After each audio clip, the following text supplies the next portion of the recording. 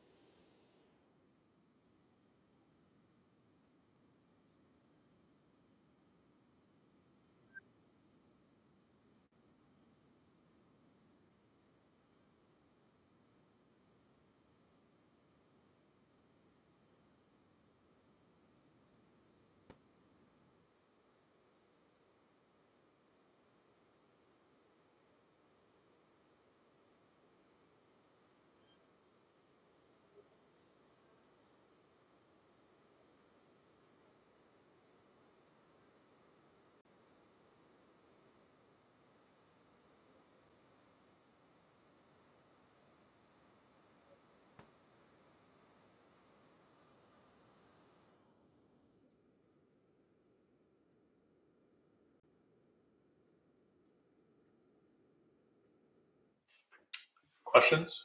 How are we doing? Can everybody hear me well? Before I forget, if the stream, if we go offline for whatever reason, before 1 p.m., I'll get it up running again, so be on the lookout for that. Sometimes there are glitches, and I've been having trouble this morning. So, yeah. We were looking at the method of undetermined coefficients to get us solutions to the non-homogeneous equation. So let's do one or two examples of that before we move on. Questions before we do so? Now, as you know, it's important to look at the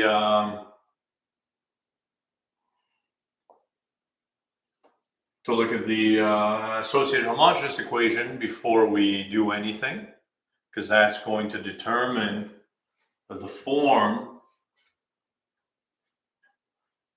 that we're going to assume the solution to the non-homogeneous equation has. So let's look at the associated homogeneous equation.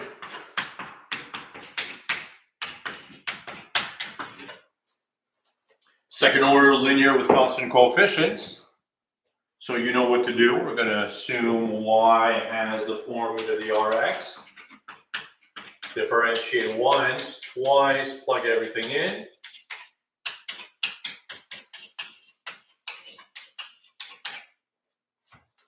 And if you plug everything into there, you get r squared e to the Rx plus r e to the Rx minus 6 e to the Rx is equal to 0, factoring out the exponential.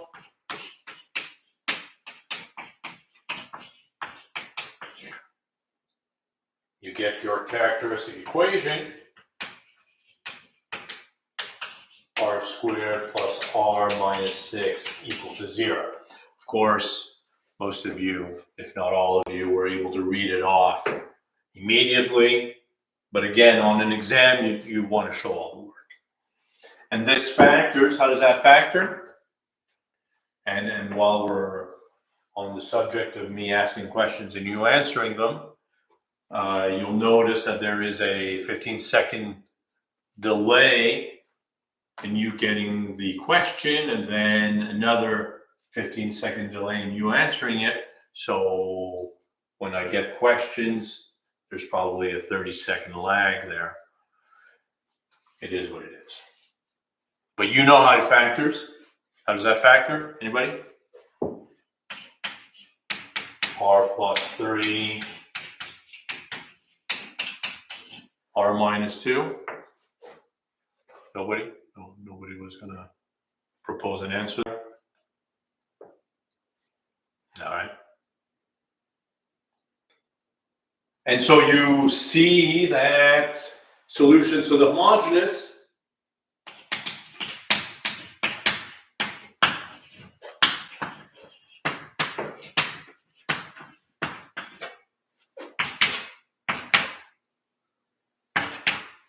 or the general solution to the associated homogeneous, C1 e to the minus 3t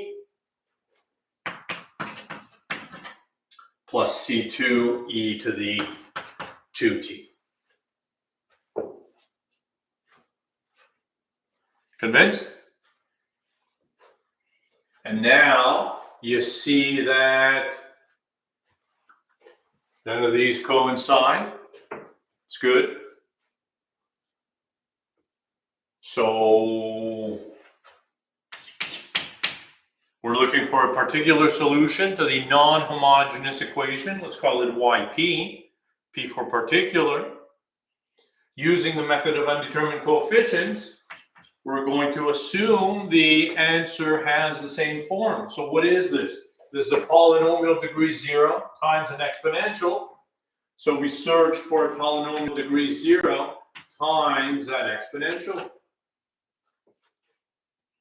And for the second one, polynomial of degree 0 times the exponential as well.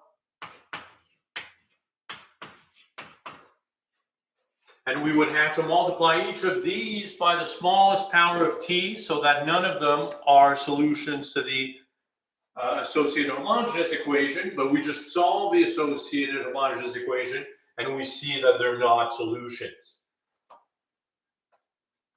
Right? If this had been a negative or this had been a positive, then we would have had to multiply these by t respectively.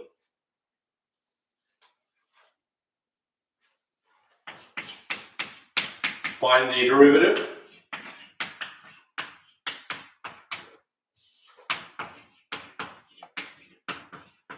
And second derivative. And plug everything in.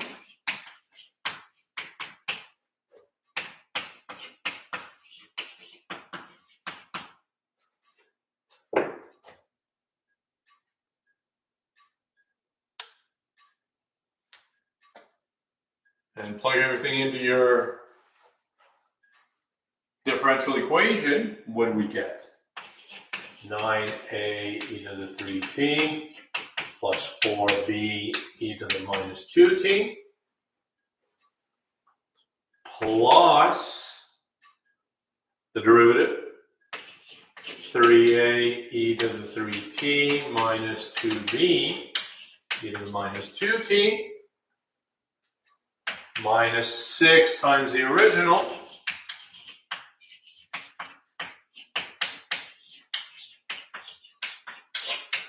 and all of that should be 12 e to the 3t plus 12 e to the minus 2t.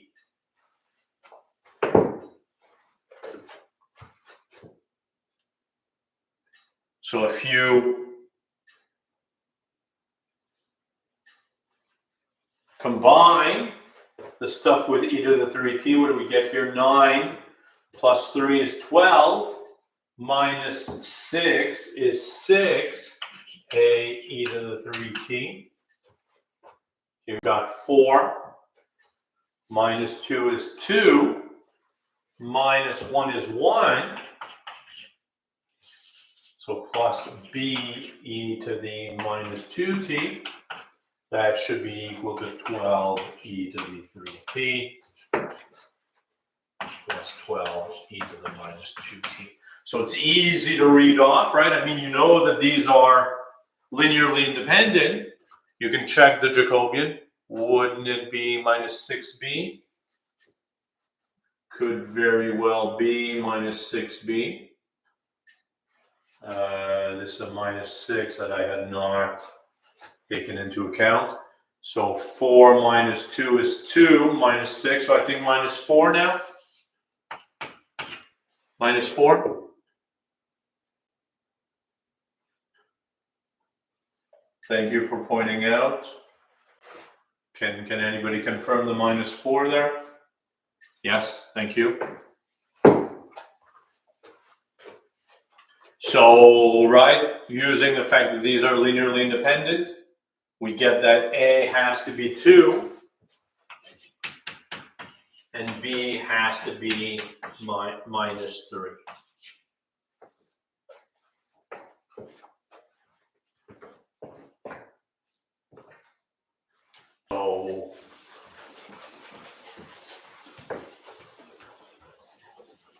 So the general solution, let's write it down for completeness. General solution. Solution to the associated homogeneous, C1 e to the minus 3t, C2 e to the 2t, plus your particular solution, 2 e to the 3t, minus 3 e to the minus 2t.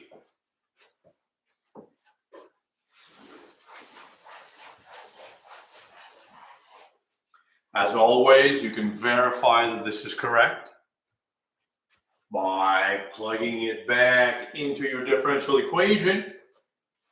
When you simplify the left-hand side, it should work out to the right.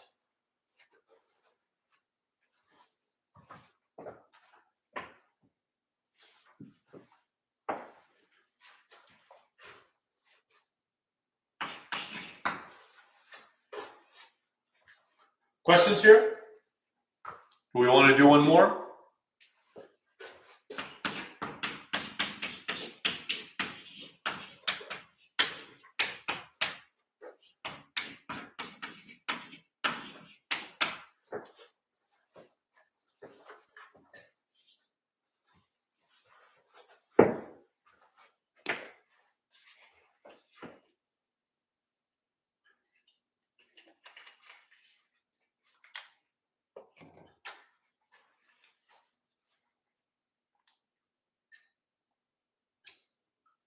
Questions?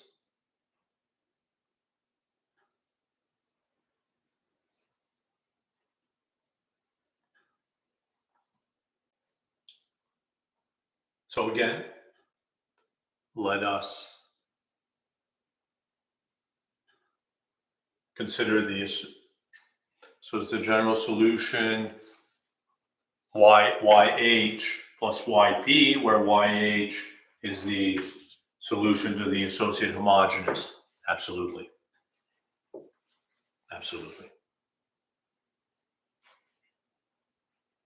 All right, let's go to let me start calling it YH for solution to the homogeneous, and YP for particular solution to the non-homogeneous, and the general solution is YH plus YP. Absolutely. Again, let's start with the associated homogeneous equation. Is that okay?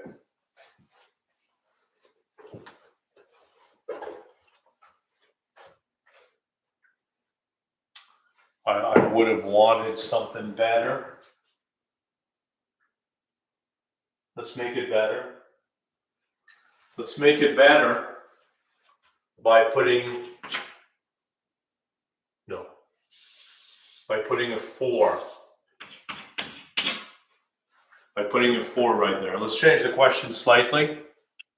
This is going to be the better question because we haven't seen that happening yet.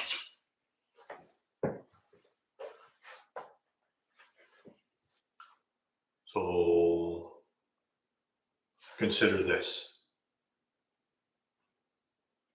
Let's solve the associated homogeneous equation, and I mean, you know what to do. Characteristic, so y equals e to the rx, blah, blah, blah, rt, I guess here. Did I make that mistake? No. So y equals e to the rt. Differentiate once, twice, plug everything in, get your characteristic equation. Characteristic equation. Can you read it off? I know you can.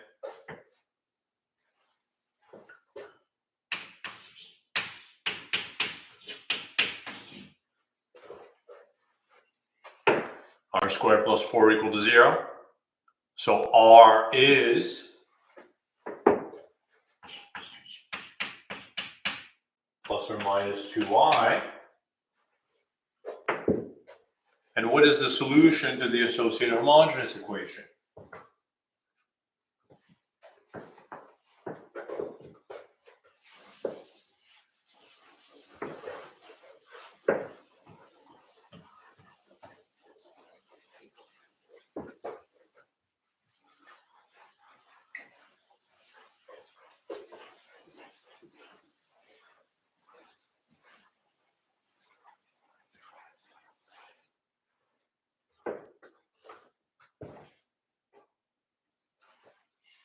Solution to the associated homogeneous equation.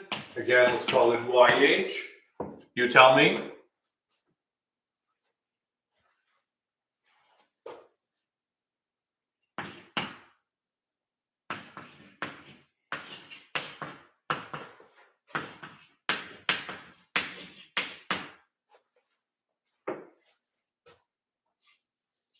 Is that correct?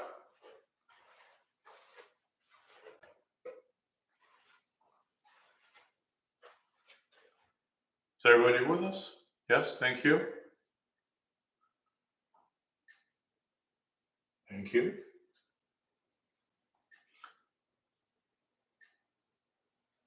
Very good. So now we're going to search for a solution to the inhomogeneous equation using undetermined coefficients.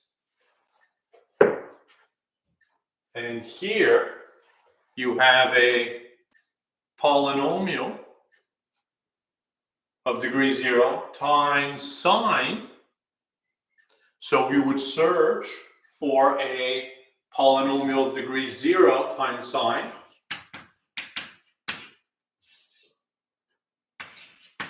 Plus a polynomial of degree 0 times cosine.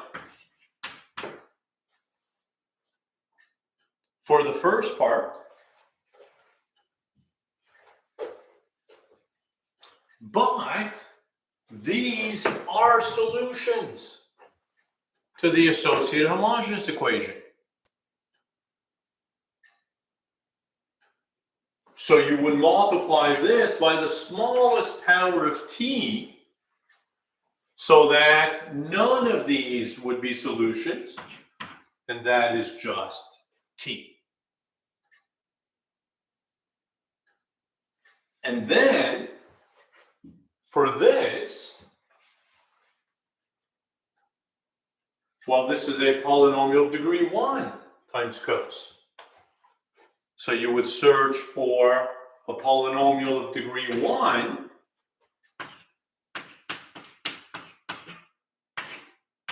times sine plus a polynomial of degree 1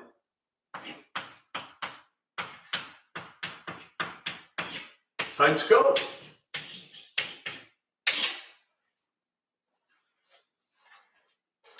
But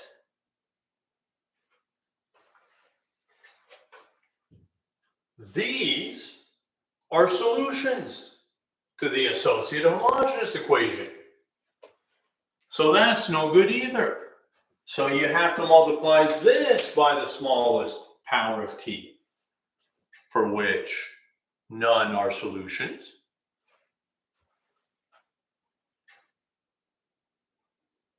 And now let's be smart. Because what do you have here? Here you have at sine 2t, and here you have dt sine 2t. So there's overlap there. And similarly here. So this part you can forget in this case.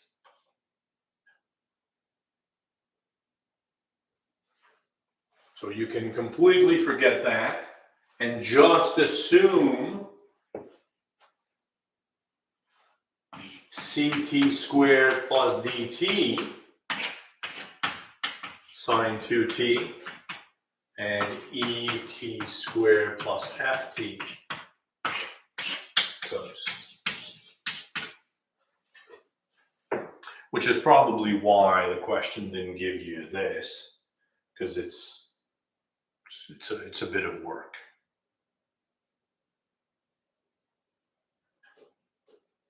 But let's do it.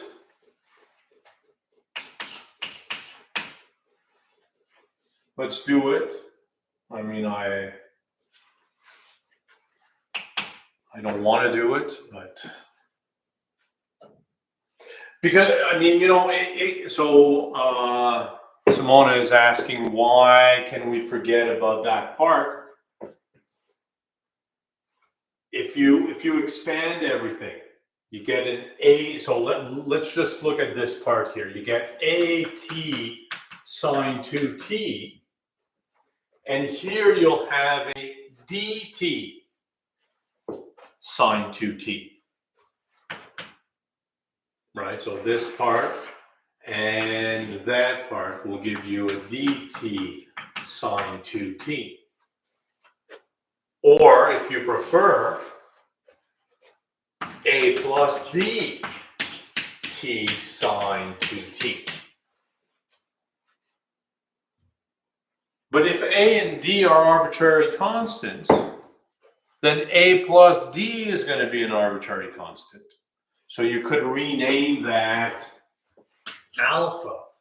So this is alpha t sine t, or dt sine t.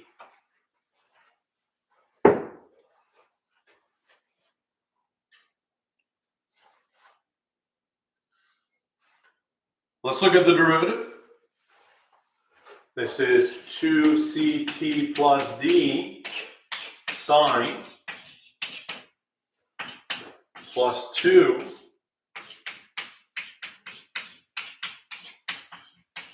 cos.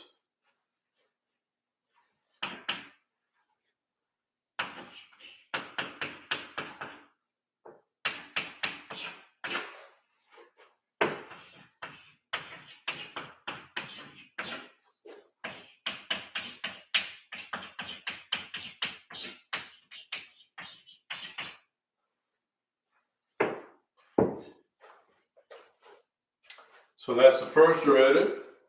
Second,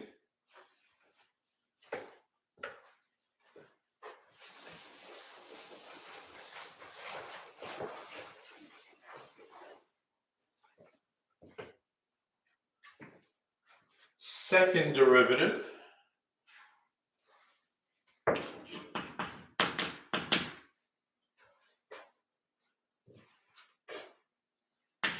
To C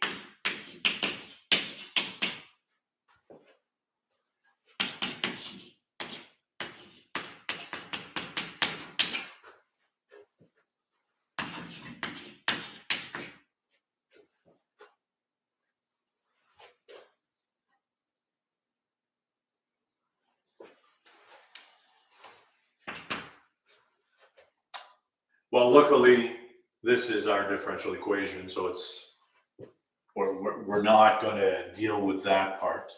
That's a bit of a load off there. 2ct plus d cos, and then a minus 4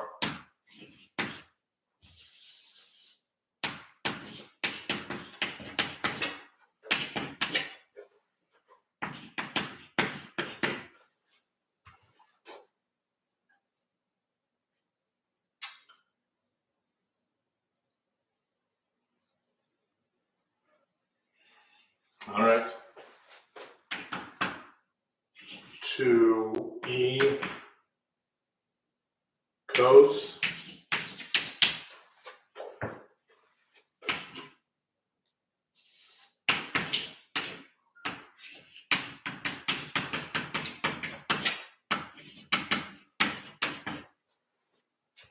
and lastly,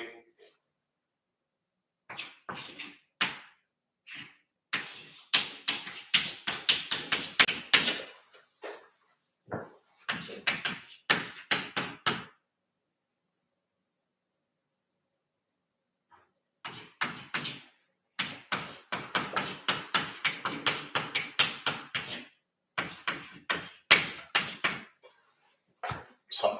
Oh, that's right. Is that right? Does anybody have that?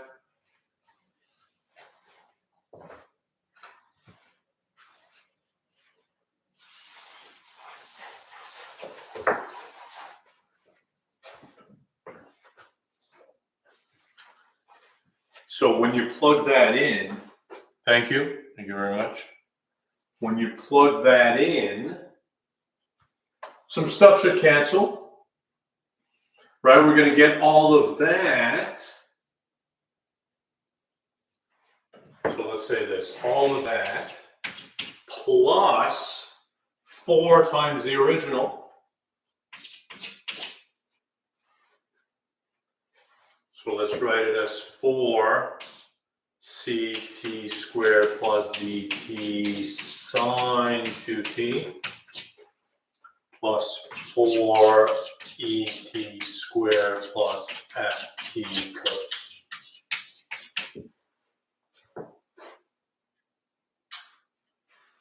So you see this and that is going to cancel.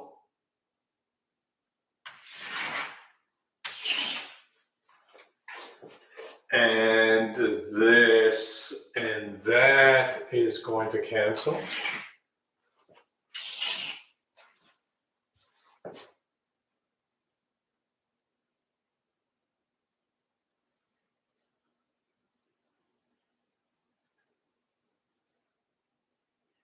All right.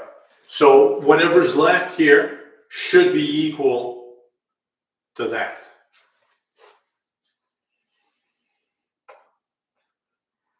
So let's group the stuff inside. What do we have? We have a 2c. I'm just looking at the sign stuff. That's gone. That's minus. Let's expand that. So minus 4 ET minus 2F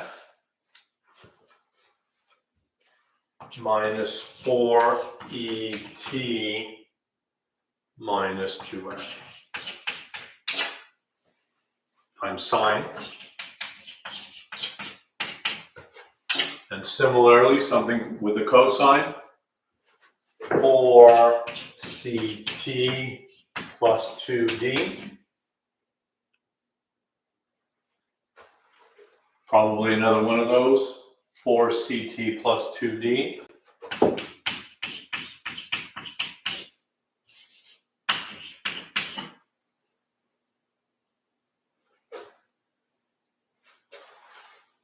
And then a 2E.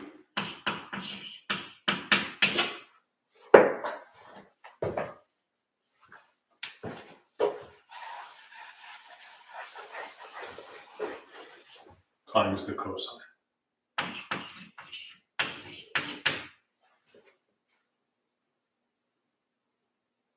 And that should be equal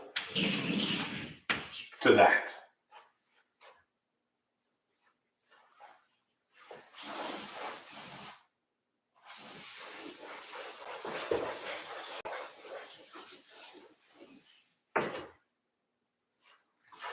I don't want to erase too much so that I don't forget what I was doing. So let's look at that again. Let's clean that up a bit. We have minus 8 ET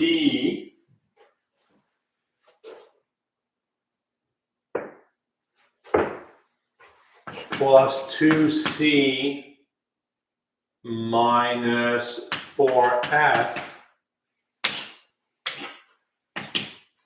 of the sine and 8 CT plus 4D plus 2E times the cosine. And all of that should be equal to that. And so you see that 8, so by equating the signs, you can equate the coefficient, and you get that minus 8E is equal to 0, and 2C minus 4F is equal to 3. And 8C is equal to 1. And 4D plus 2E is equal to 0. Right, you start by equating the coefficients of sine and the coefficients of cosine, because these are linearly independent. And then you have this polynomial equal to 3.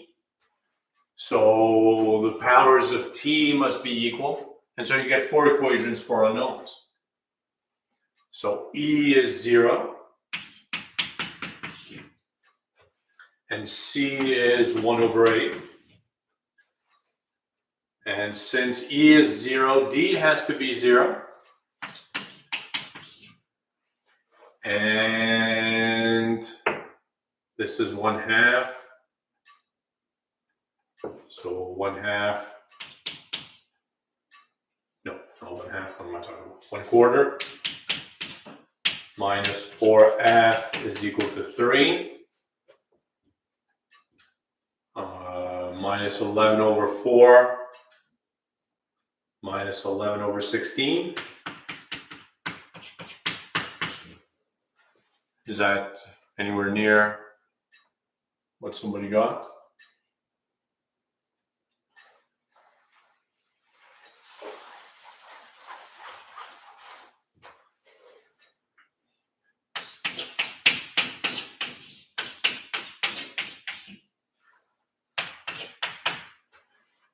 Homogeneous solution, C1 cos of 2t, C2 sine of 2t, plus particular solution. The C's and D's were related with the sine. C is 1 over 8. 1 over 8 t sine of 2t minus 11 over 16 cosine. Apparently, no, t squared. T squared, no, t. Wait, it was ct squared. I've rubbed it off now. Ct squared plus dt and et squared plus ft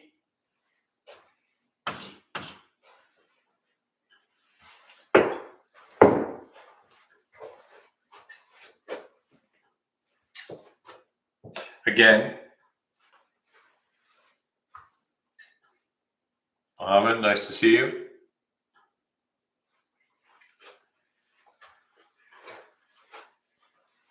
So Valentine is asking how we were able to conclude those 4 equations. We had this is equal to that.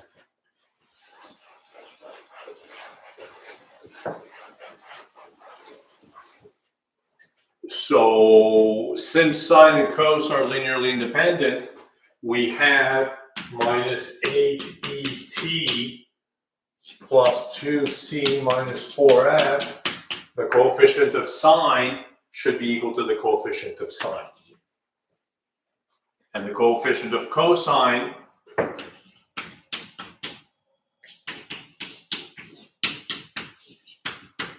should be equal to the coefficient of cosine. But now these are polynomials, right? This is 3 plus 0t, and this is t plus 0. So coefficient of t on the left should be equal to the coefficient of t on the right. Like what you do in partial fraction decomposition or whatever. I mean, there are a bunch of approaches here.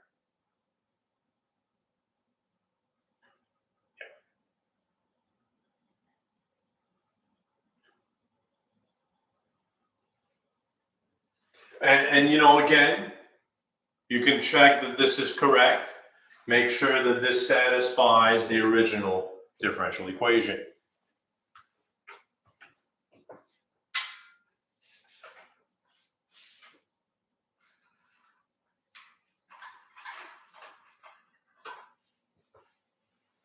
How are we doing here? Questions?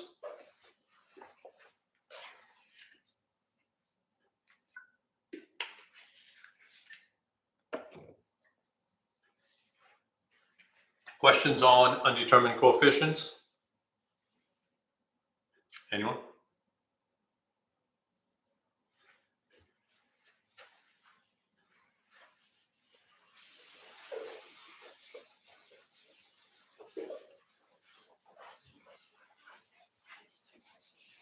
Did anybody verify that this was the correct answer?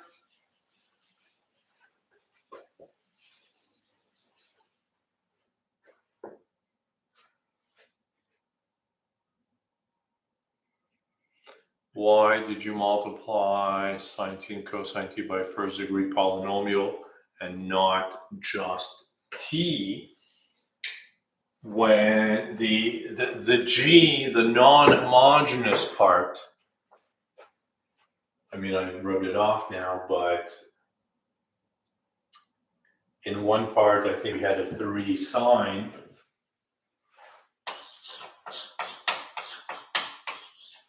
I mean, I still have it here somewhere. 3 sine plus t cos. So if you were looking, I mean, you know, you can separate that in two parts. Look for a solution to this part. And what would you assume that solution to be? It would be, this is a polynomial of degree 0 times sine. So you would assume polynomial of degree 0 times sine plus a polynomial of degree 0 times cos. And then here, for this part, you would repeat searching for a solution. And what does this look like? Well, it's a polynomial of degree 1 times cos. So you would search for a polynomial of degree 1 times cos plus a polynomial of degree 1 times sine. But the polynomials of degree 0 you search for in here could be absorbed into these second ones.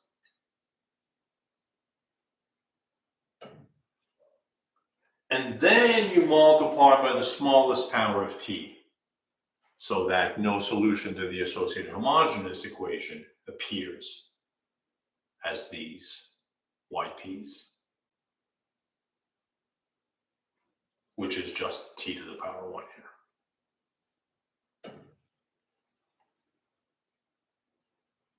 Questions?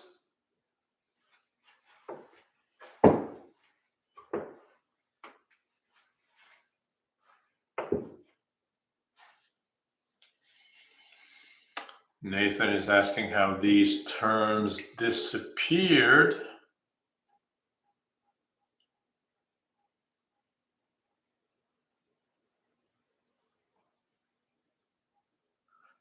Because in your differential equation was y double primed plus 4y. So you have the term you mentioned in the 4y, and you have its negative in the y double primed. So they cancel out. And that's because sine 2t and cosine 2t are solutions to that. So when you differentiate sine 2t twice, you get negative 4 sine 2t. Thus giving you that negative 4 times that business. All right. So we have this method of undetermined coefficients. When do we multiply the term by the smallest power of t? Always. You always do that. You always multiply by the smallest power of t, but sometimes it's t to the 0.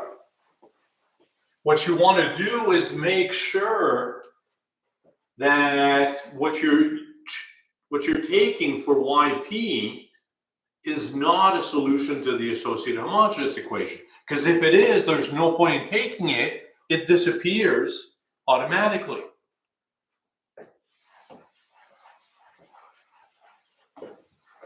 So you take a proposed yp and you multiply by the smallest power of t so that no solutions to the associated homogeneous equation are there.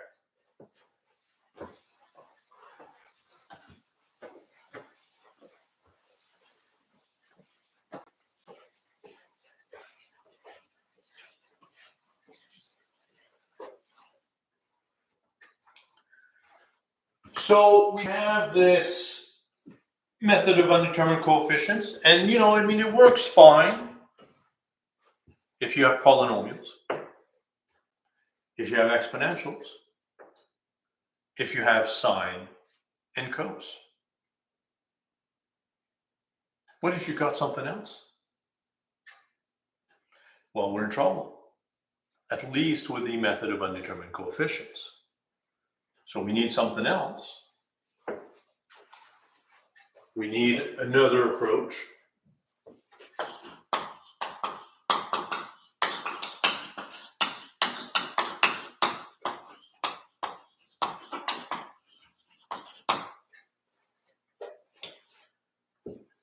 And this is where variation of parameters comes in. Variation of parameters, which takes a page out of the reduction of order playbook in the following sense. If you have a second order linear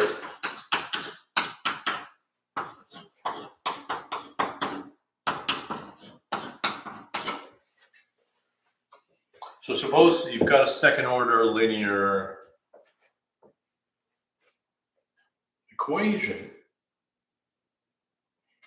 where y1 and y2 are solutions to the associative homogeneous equation.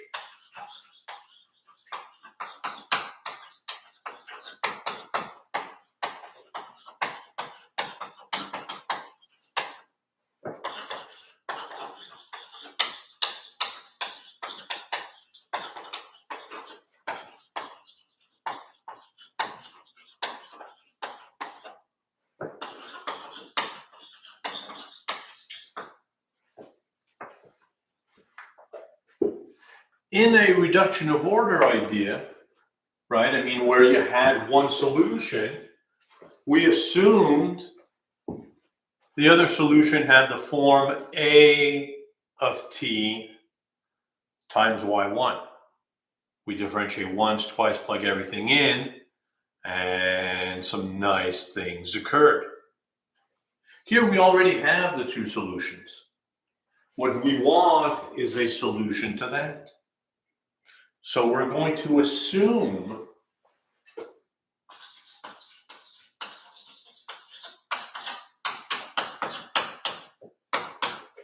a solution to the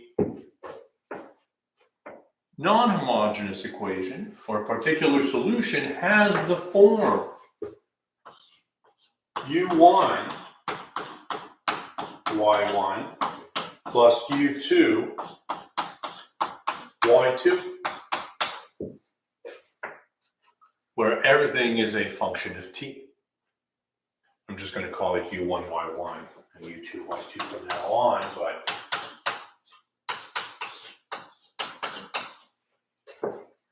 only to point out that u1 and y1 and u2 are functions of t. Now imagine jumping ahead, differentiating this once, twice, plugging everything in. Some stuff may cancel, but what you're going to end up with is one equation and two unknowns, u1 and u2. Of course, with their derivatives. But one equation, two unknowns, u1 and u2, that's a lot of freedom. So much freedom that we can introduce an arbitrary equation involving u1 and u2, which might help us along the way. What am I talking about? Why is this a proposed solution to the non-homogeneous case? Let's differentiate. And of course, you've got products there, so product rule applies. That's u1 prime y1 plus u1 y1 prime plus u2 prime y2 plus u2 y2 prime.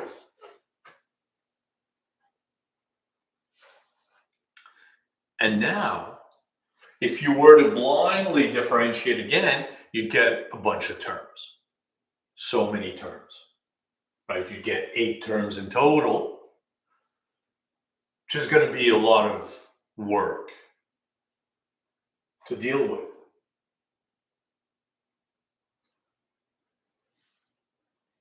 But, as I was suggesting, we have a lot of freedom here. Let's introduce an equation for u1 and u2, which is going to simplify our work moving forward. Let this term and that term go to 0. Let u1 prime y1 plus u2 prime y2 equals to 0. Let's force that assumption. Because, first of all, in that case, if that's true, then y prime is just u1 y1 prime plus u2 y2 prime. So first of all, very easy. We've gotten rid of half the terms. Our second derivative is going to be simple. I mean, it's still a product. So product rule still applies. u1 prime y1 prime plus u1 y1 double prime. And similarly,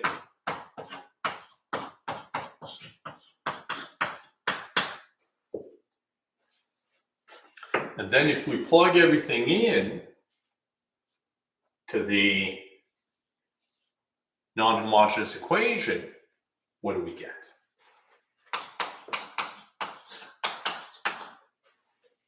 So we get this business, u1 prime y1 prime, u1 y1 double prime, u2 prime y2, and u2 y2 double prime, plus p y prime, but these two added to 0, so y prime is just this one, u1 y1 plus u2 y2 prime, and your y is u1 y1 plus u2 y2. And all of that should be equal to g.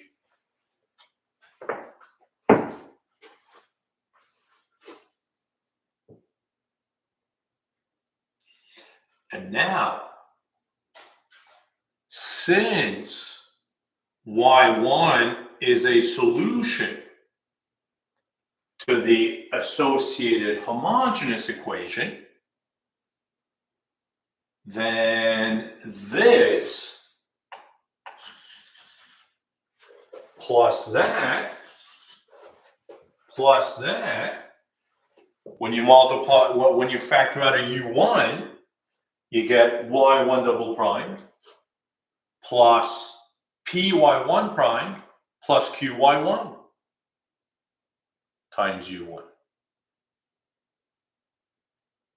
And similar, so that's going to be 0. And similarly, this one plus this one plus this one adds to 0 as well. Does everybody see that? Do we want to write that down?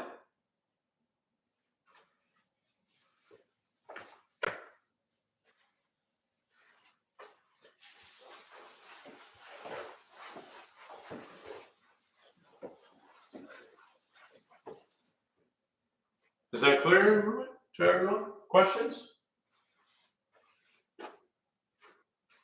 maybe I should write it down. Right, so the stuff that has been underlined, factoring out a U1, this is Y1 double prime plus PY1 prime plus QY1. The stuff in the box, if you factor out a U2, that is Y2 double prime plus PY2 prime plus QY2. And then you have these two terms. U1 prime, Y1 prime, plus U2 prime, Y2 prime. And all of that should be equal to G of T. Done.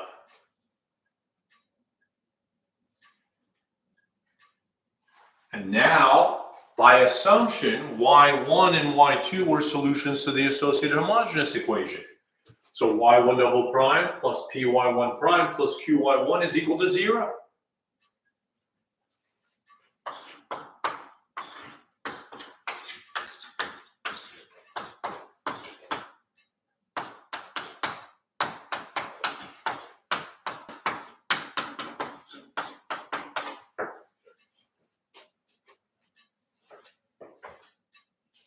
So you see,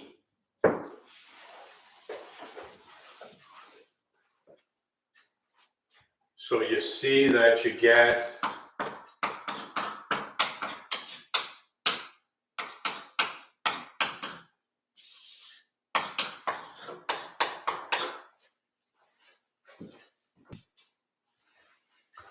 this. So let's take a step back.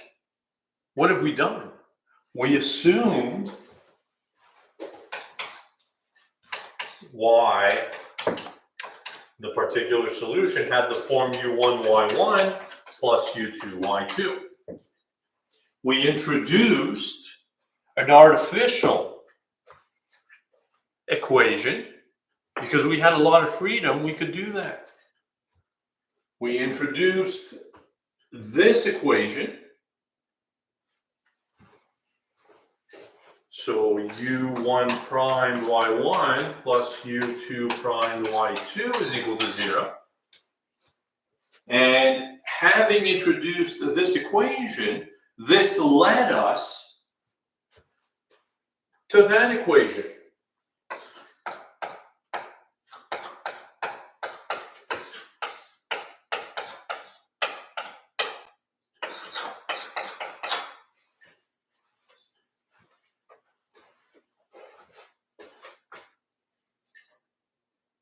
Well, now it's two equations, two unknowns. You can solve for U1 primed and U2 primed.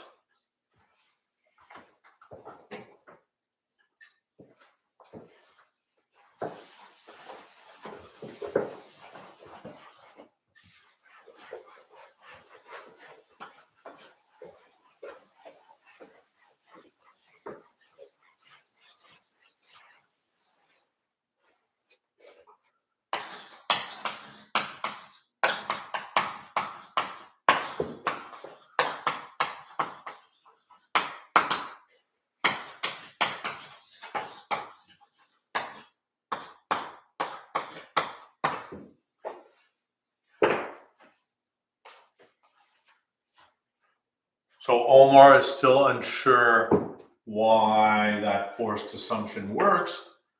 Imagine not having it. Don't put it there.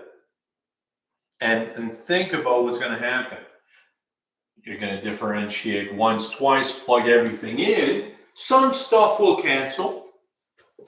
But then you're going to get one big second order differential equation with U1s, U2s, U1s prime, U1 prime, U2 prime, and maybe U1 double prime and U2 double prime. The point is, it's going to be one equation, two unknowns, the U1 and U2. And if you solve, well, you're going to get infinitely many solutions.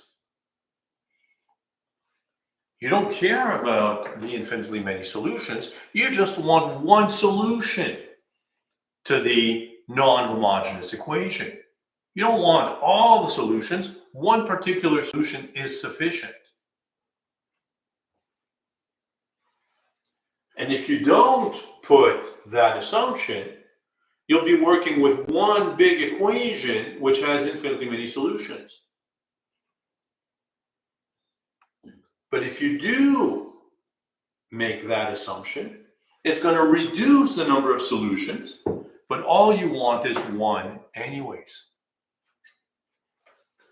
And now really the question is, does this give you one solution? Well, let's transform this into a matrix equation. This is the same, right? Because remember, what are you solving for? You're solving for U1 and U2. So this is Y1, Y2, Y1 prime, Y2 prime, U1 prime, U2 prime, equal to 0G.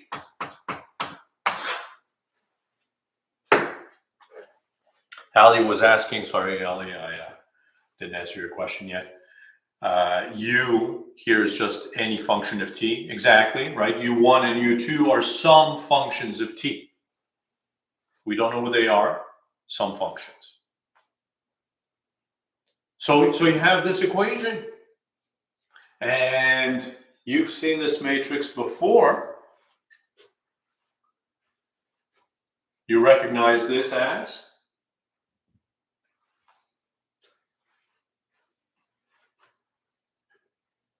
Who's seen it before?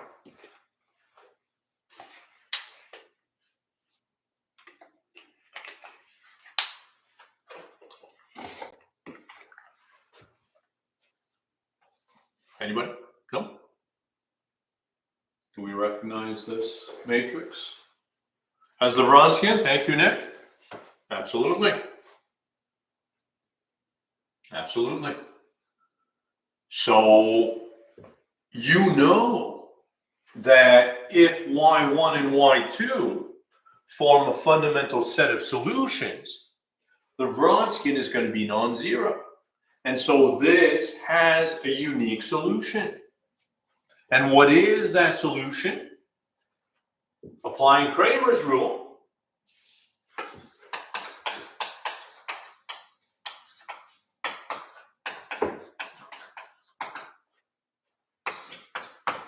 U1 prime is the determinant of the matrix 0G Y2, Y2 prime divided by that determinant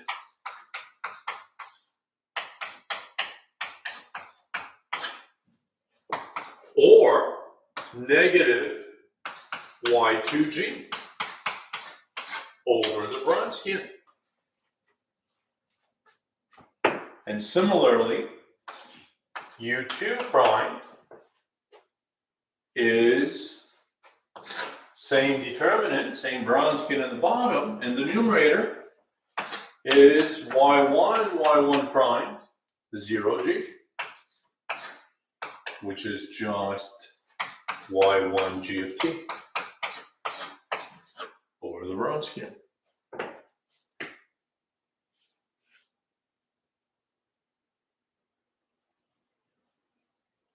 So there you have it. Conclusion.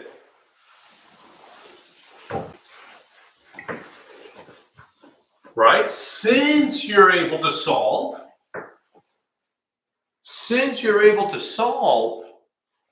there exists a solution because the Vronsky is non-zero, that justifies everything you did before, making that unexpected assumption .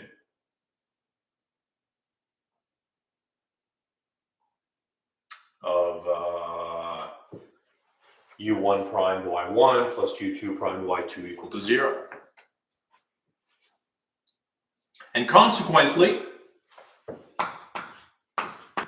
u1 is just the antiderivative of that, minus y2g over the Wronskian, and u2 is just the integral of y1g over the Wronskian dt, and your yp, which was u1 y1 plus u2 y2, is therefore just y1 times this thing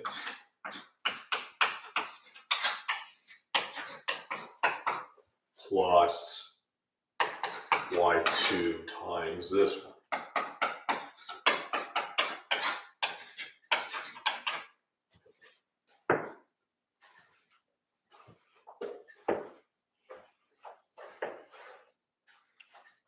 Questions?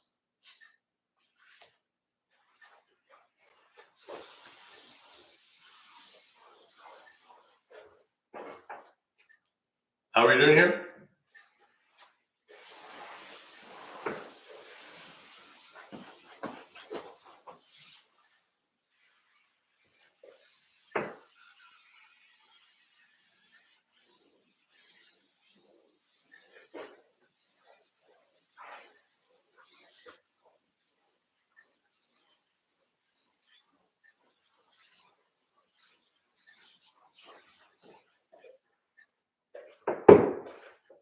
Very good. Shall we illustrate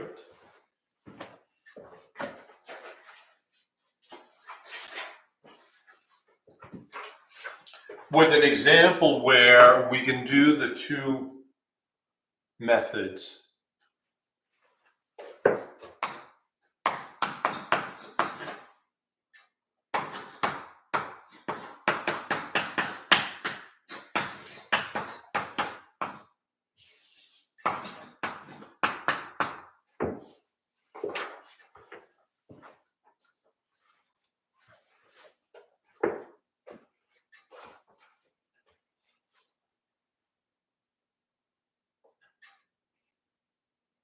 So take this example.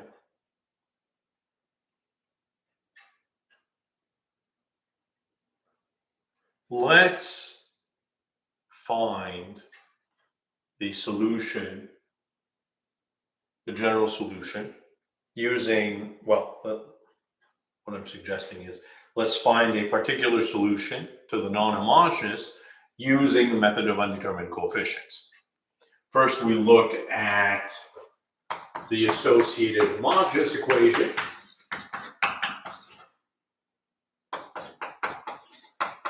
Assume y equals e to the rx, get your characteristic equation, and you can read it off. What is the characteristic equation here?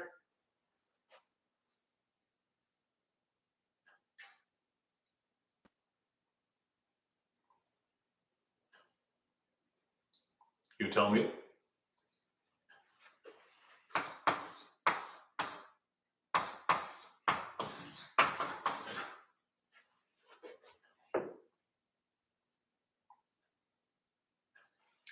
Minus r minus 2 equal to 0. Very nice. Thank you. And how does that factor? You know how that factors. R minus 2, R plus 1. So R is minus 1 or 2. And the solutions to the homogeneous, C1 e to the minus t plus C2 e to the 2t.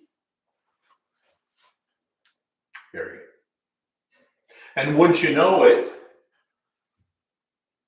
your G is a solution to the associated homogeneous equation.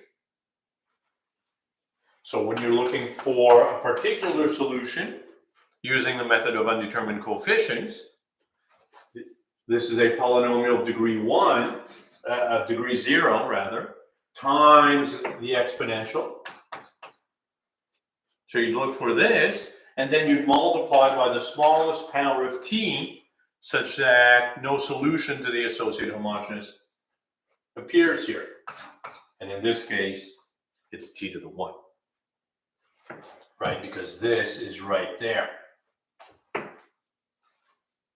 So yp is at e to the minus t.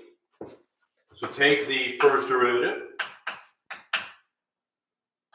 a e to the minus t minus at e to the minus t. Second derivative,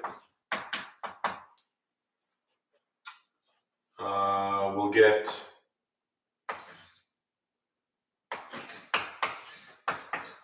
two of these plus at e to the minus t. Is that correct?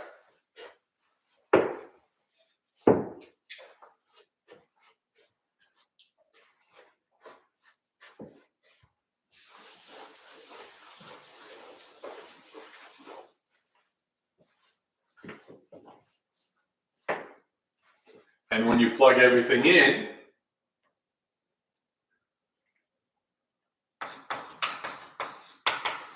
you get at, you don't get that at all.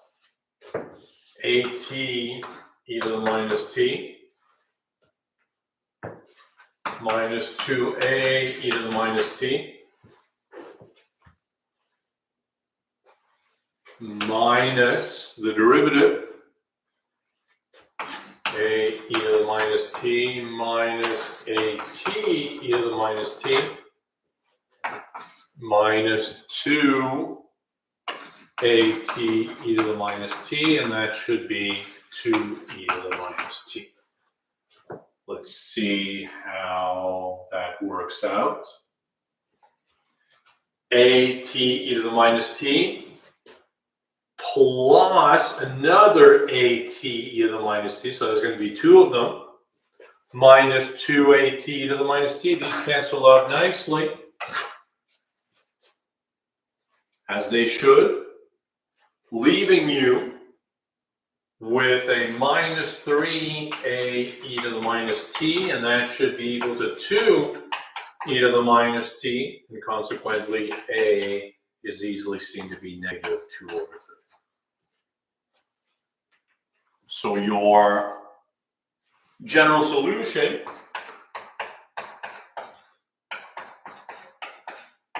which is solution to the homogeneous plus the particular solution, C1 e to the minus t, C2 e to the 2t, plus or minus 2 over 3 t e to the minus t, which was your particular solution.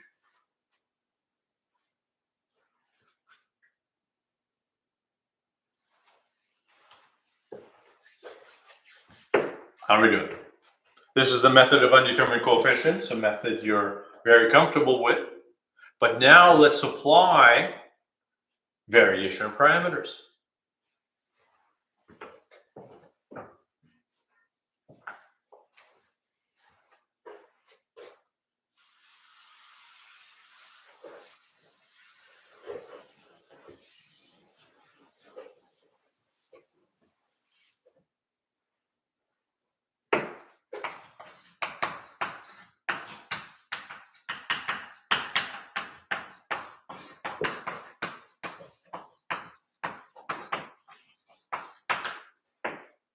Right, using variation parameters to get your particular solution,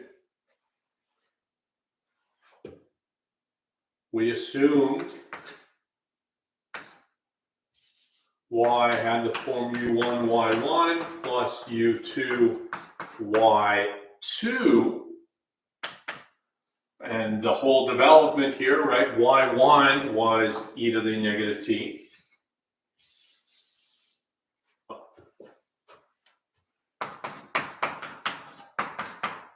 And y2 is e to the 2t. Why don't we take a moment?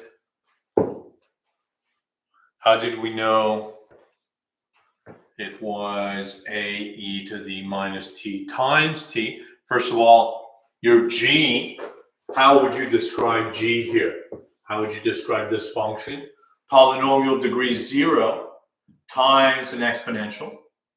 So method of undetermined coefficients tells us to search for a solution that has exactly that form.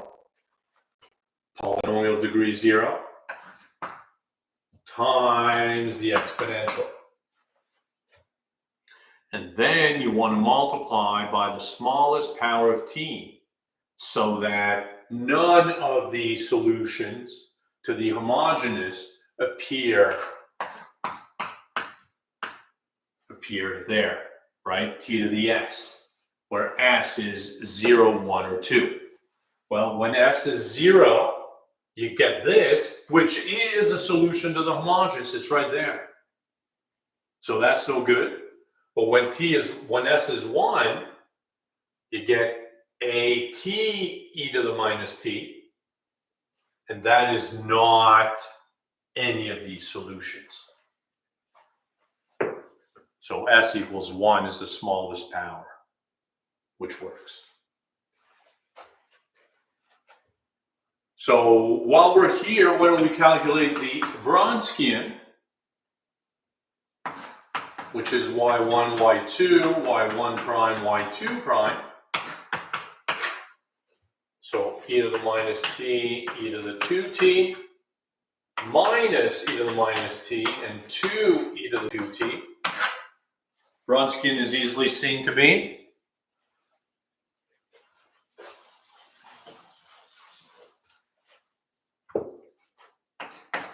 this is 2e plus e, so that is a 3e to the t.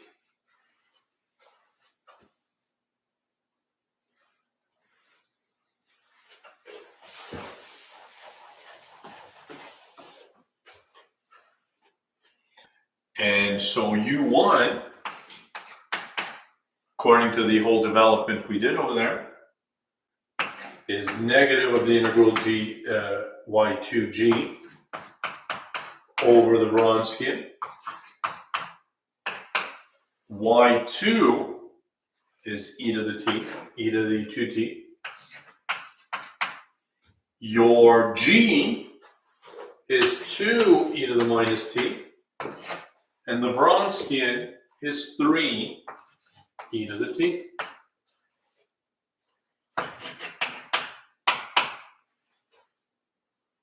So e to the 2t times e to the minus t is e to the t, which is going to cancel with that. So these all cancel, leaving you with 2/3 t.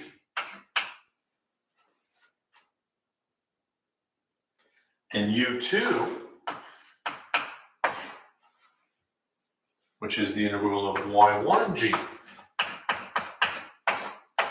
over the Vronsky. y1 is that. G is that. And the Vronsky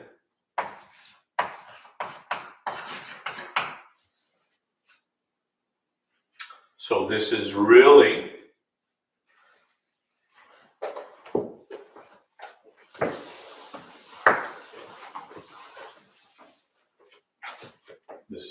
what?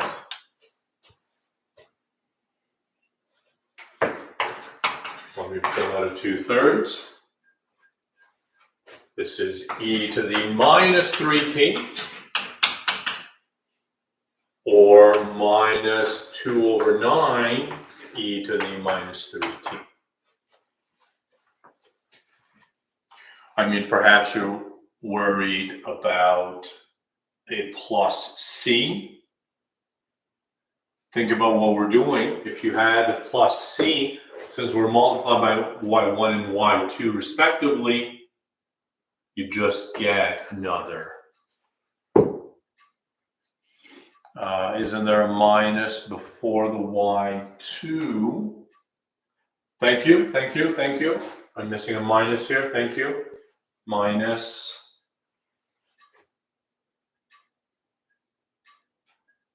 Indeed. Thank you for that. And right, very well.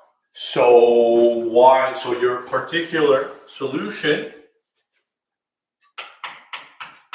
which is u1y1 plus u2y2, u1 minus 2 over 3t, y1 is e to the minus t, u2, 2 over 9 e to the minus 3t times y2, which is e to the 2t. And these two together, you see what happens. This is 2 over 9 e to the minus t. And this is actually a solution to the homogeneous. So that could have been forgotten about. Or, if you want to put everything together,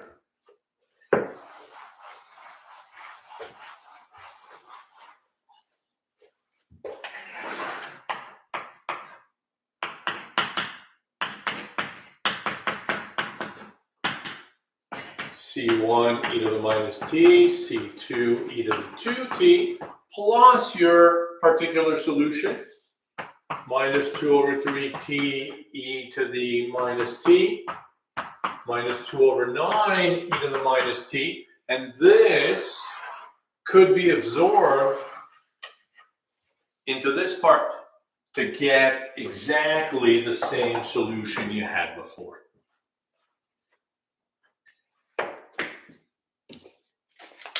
How are we doing?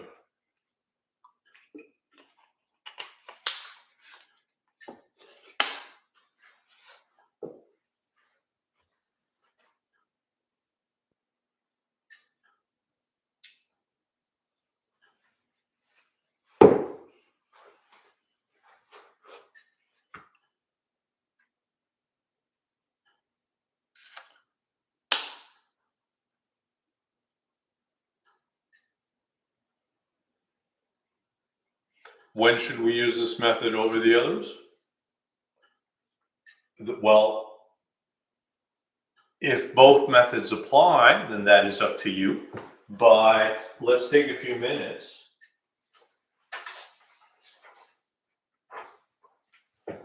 Let's take a few minutes to do an example.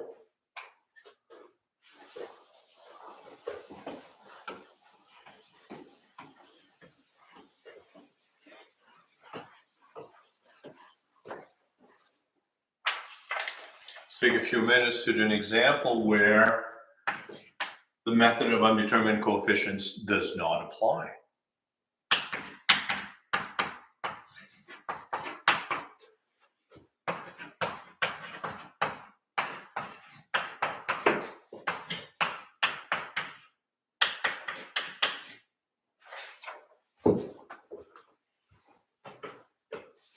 Consider this.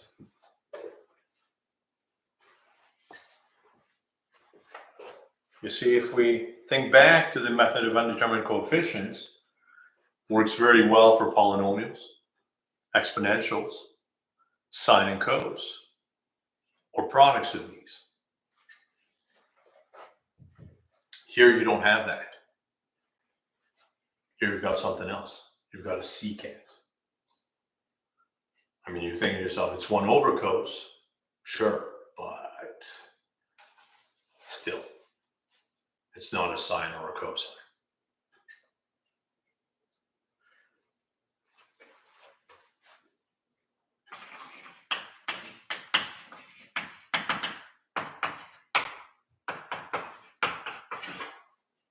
Let me point out that the characteristic equation r squared plus 9, r is plus or minus 3i, and the solution to the homogeneous, you tell me, what is the solution to the homogeneous?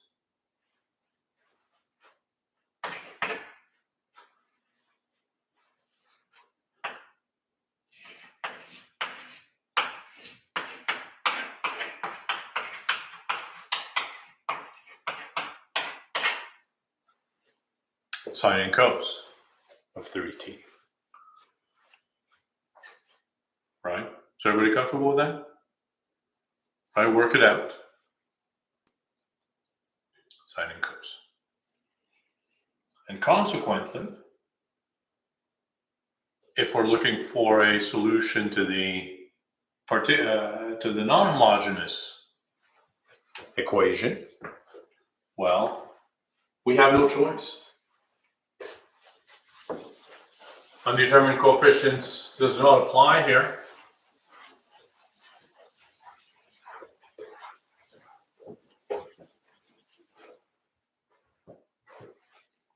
So we have no choice but to use variation parameters. While we're here, let's work out the Wronskian.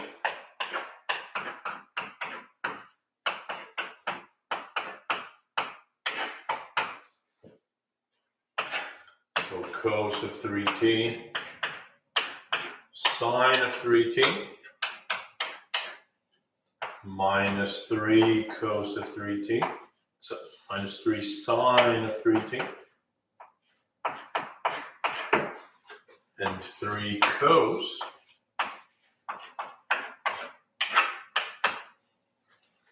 determinant is easily seen to be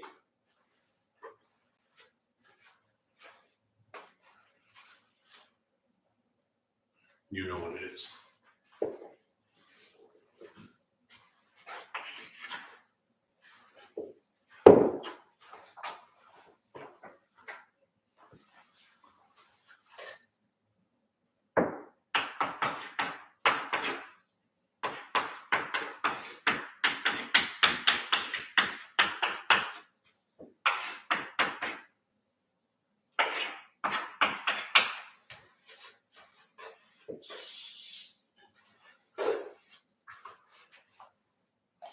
What 1 times 3, right?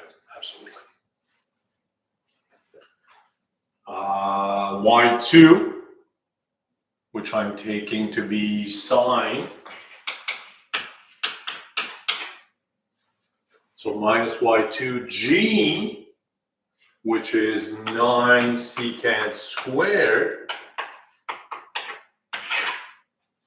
over the Wronskian, which is just 3. Now, of course, the unfortunate thing here is that you need to know how to integrate.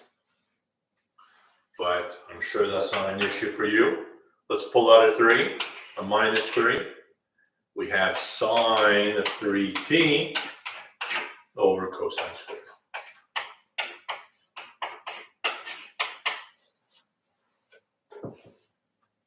And here, a very simple U substitution does the trick.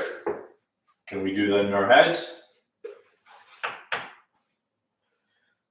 I want to say minus 1 over cos. Well, you could treat this as tangent secant. Tangent secant.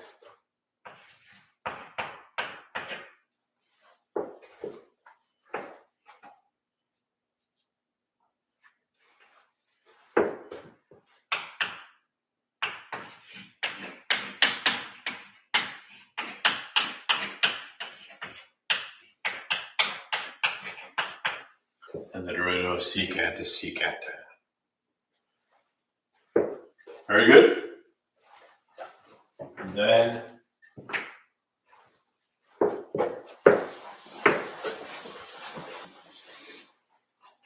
then with the U2, Y1, well, Y1 is cos. G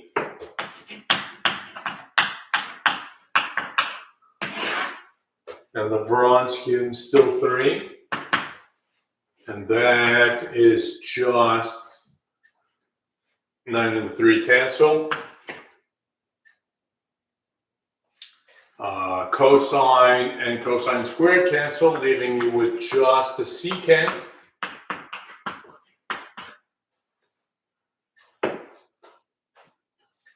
Yeah. We're just finishing up this question. I mean, there's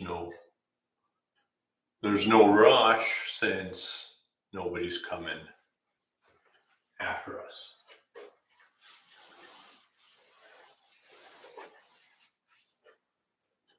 And now you know how to integrate secant.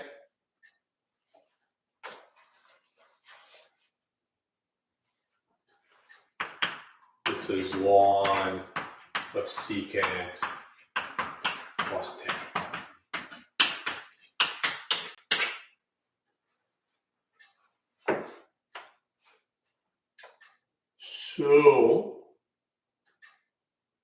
So your YP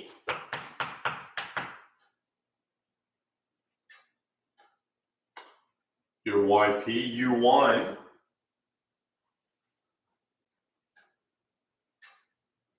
well, isn't that interesting? U1 Y1, which would have been 1, or actually minus 1, plus U2 U2 Y2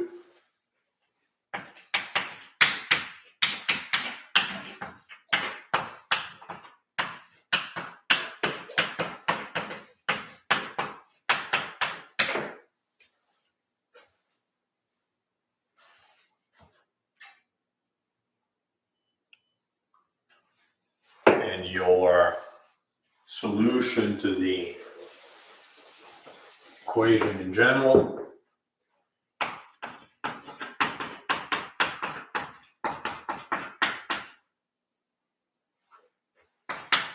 is C1 cos plus C2 sine plus your solution to the associated homogeneous benefit plus your particular solution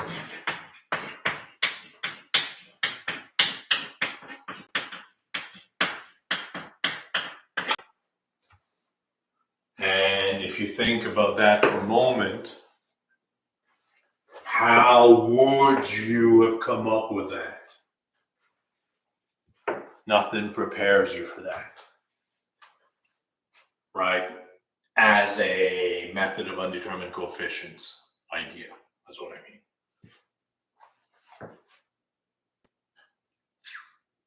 How are you?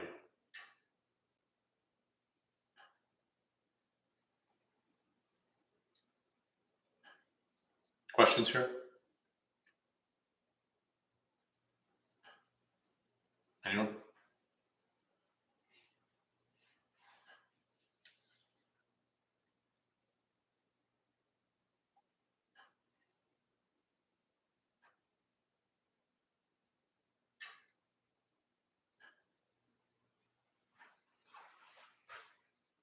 Shouldn't the final results of the integrals be multiplied by 3?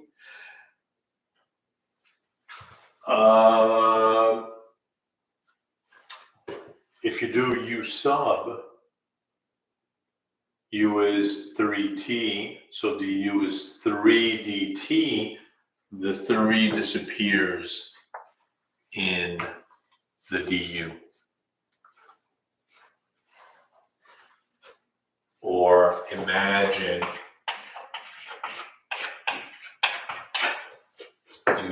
taking the derivative of this.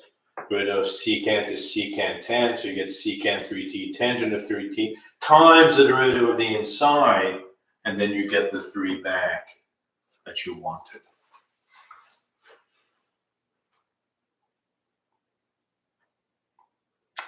Questions? And then the same thing happens over there. The 3 gets absorbed. Well, the 3t is your du.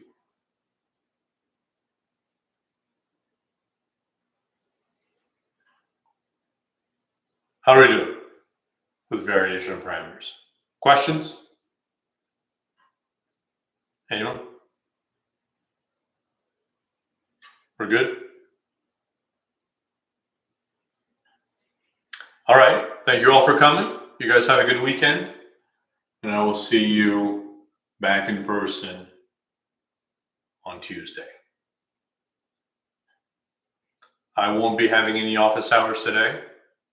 So if you want to see me next week.